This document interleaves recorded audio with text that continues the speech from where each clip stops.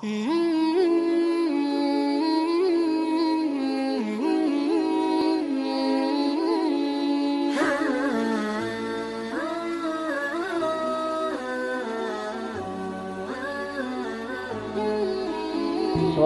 warahmatullahi wabarakatuh. Mitra Muslim, jumpa lagi dalam Kuliah bersama Edi Hamdi dalam episode Hikayat Maqdisiyah, kisah-kisah tokoh-tokoh sekitar Baitul Maqdis atau Palestina.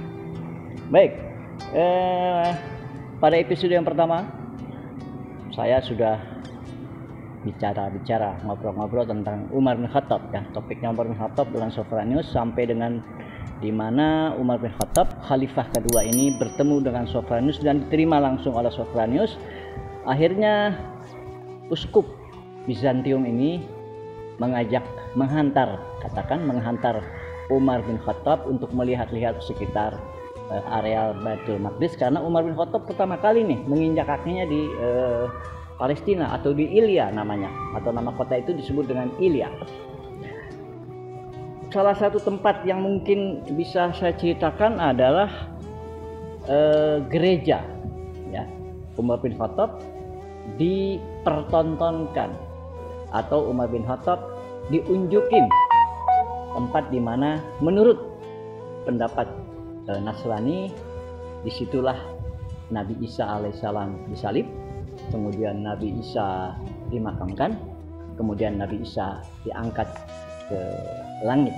Berbeda dengan pendapat Islam bahwa Nabi Isa tidak disalib, tetapi Nabi Isa diberangkatkan ke langit, ya. Jadi agak berbeda di sini. Kemudian waktu Umar bin Khattab dengan Sofranius berada di dalam gereja tersebut, nama gereja tersebut namanya Gereja Kiamat, ya, bahasa Indonesianya Gereja Kiamat. Itu ada persis di samping Masjid Aqsa. Kebetulan datang waktu sholat, ya. Ada yang mengatakan pas waktu zuhur atau pada waktu asar. Nah, seorang uskup ini mempersilahkan Umar untuk melakukan sholat di tempat tersebut atau di gereja. Umar bin Khattab menolak. Kenapa menolak?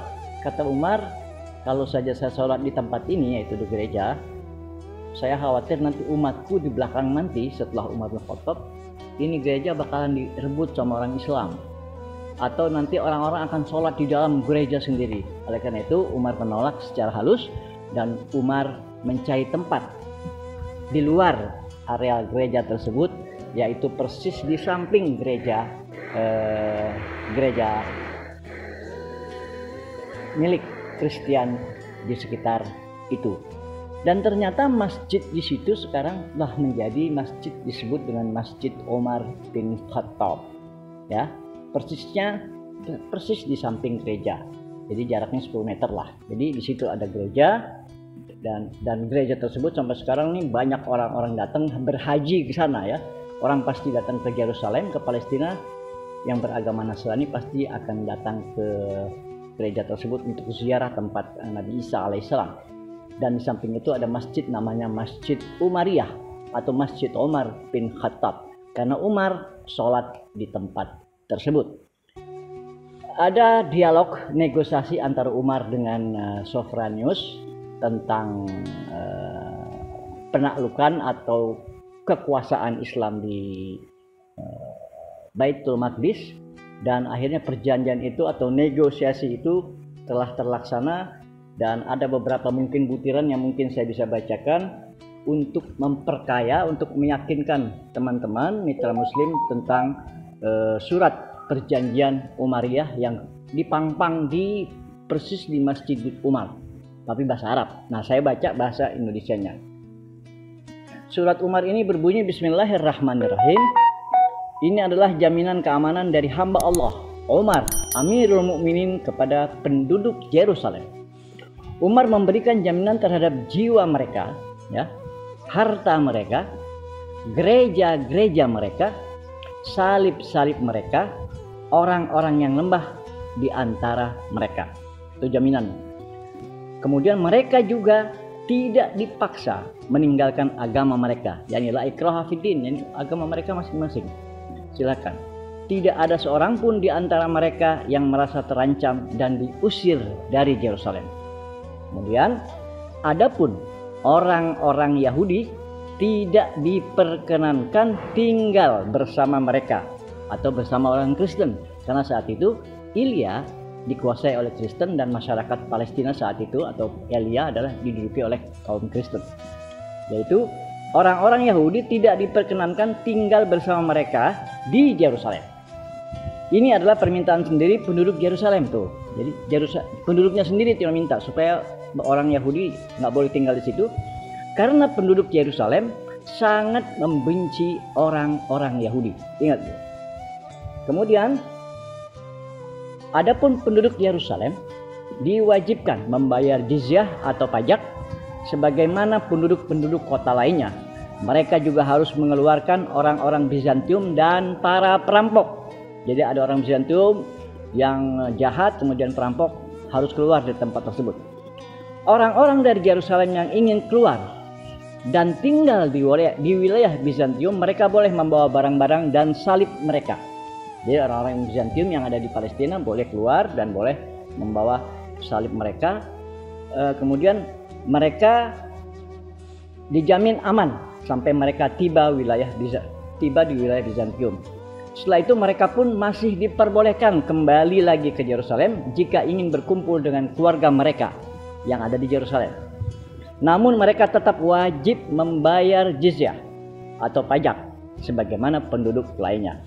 Apabila mereka membayar pajak sesuai dengan kewajiban, maka persyaratan yang tercantum dalam surat ini adalah di bawah perjanjian Allah, Rasulullah, Khalifah, dan umat Islam. Ditandatangani oleh Abu Ubaidah, Khalid bin Walid, Amr bin As, itu ada. Perjanjian ini ada di Masjid Umar dalam bahasa Arab dan saya menerjemahkannya dalam bahasa Indonesia. Mudah-mudahan Anda bisa paham. Artinya apa? Toleransi umat Islam saat itu sangat amat tinggi. Dan Sophronius atau uskup ini meyakini kalau sebuah negara dipimpin oleh umat Islam, maka agama-agama lain akan aman, tentram, tidak terjadi percekcokan. Dan itu langsung ada dalam peristiwa pemberian atau penyerahan kunci Baitul Maqdis kepada Umar bin Khattab yang ditandai dengan perjanjian Uhdah al-Umariyah. Baik, mitra muslim, cuma itu dulu yang saya bisa sampaikan lewat hikayat Maqdisiyah. Mudah-mudahan apa yang kita dengar tadi bisa bermanfaat dan membuat bekal kita bahwa memang Islam atau negara besar yang dipimpin oleh umat Islam akan aman jika dipimpin oleh pemimpin Islam yang baik dan toleransi hidup di dalam sebuah negara. Lakum dinukum waliyadin. Agamamu lah agamamu, agama kami agama kami. Wallahul muwaffiq ila aqwamit thoriq. Wassalamualaikum warahmatullahi wabarakatuh.